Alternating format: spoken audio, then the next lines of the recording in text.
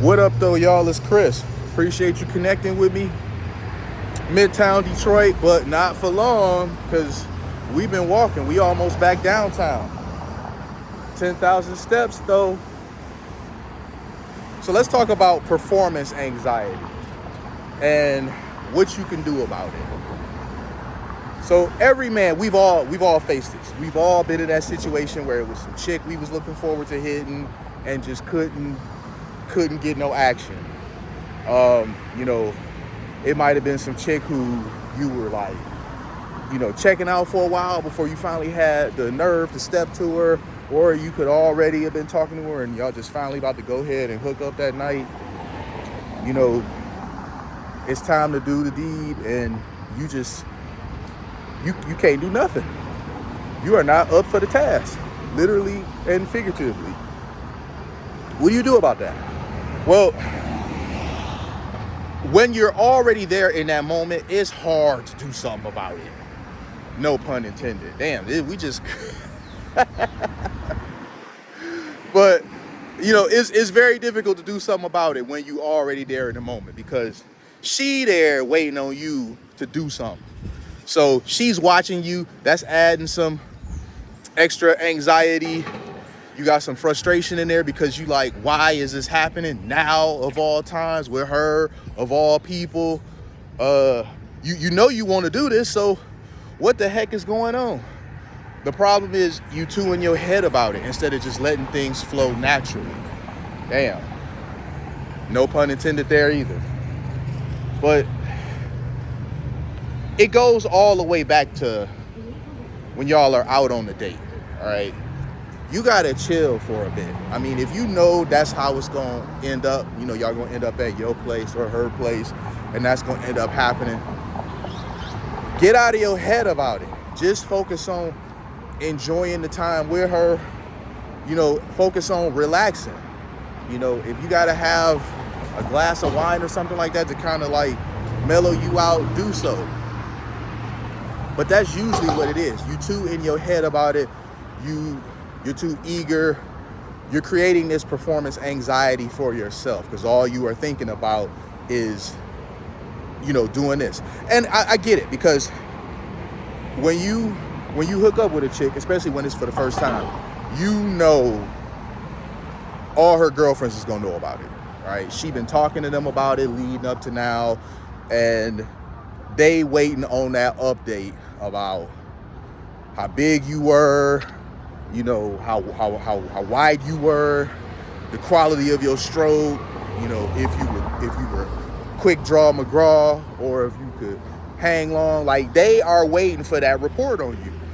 Us as men, we know this, we understand this. We know that when we hook up with that chick, she is gonna go tell her girlfriends all about it. So you wanna be on the good report side, not the bad report side. And that a lot of times also leads to the performance anxiety. And you're hit with that in the moment when you can't get it up because you like, oh my God, this is gonna be the story that she tell her girlfriends. And man, listen, we all know it don't matter how much you say, oh, that's okay, it's not a problem, we can try again another time.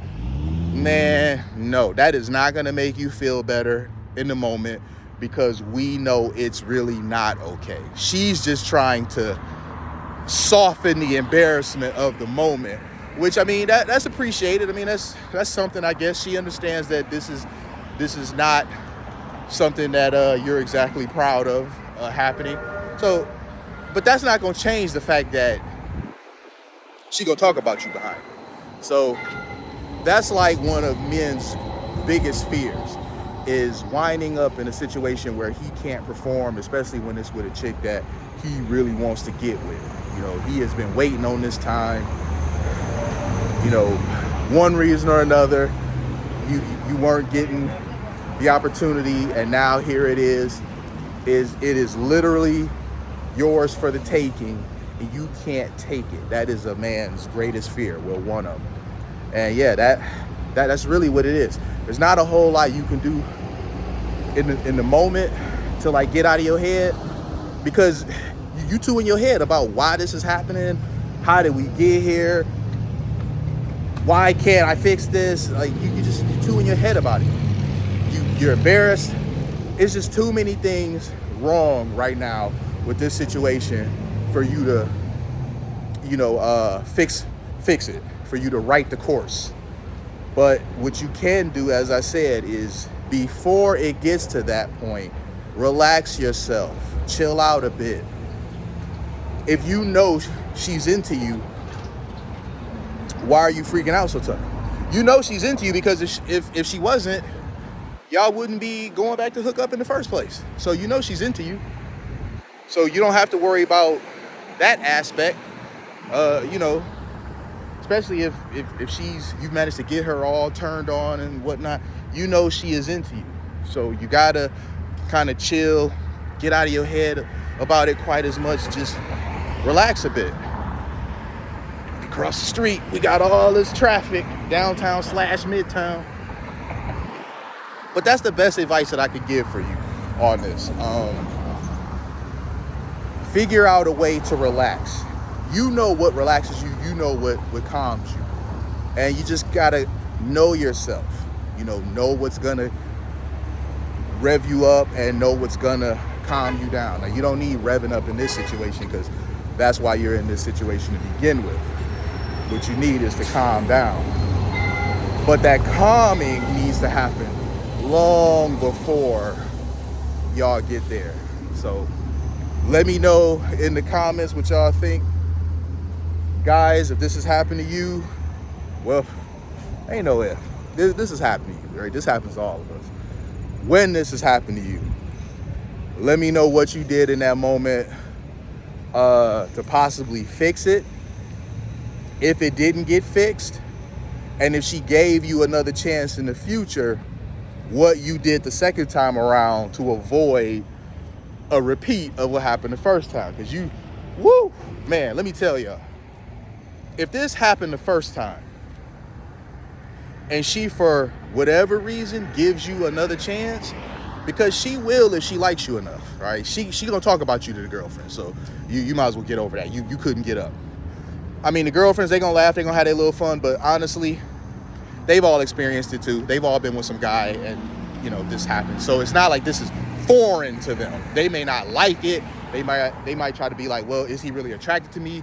But ultimately, this isn't new to them. But let me tell you, if y'all get together the second time and it happens again, you can forget about a third, homie.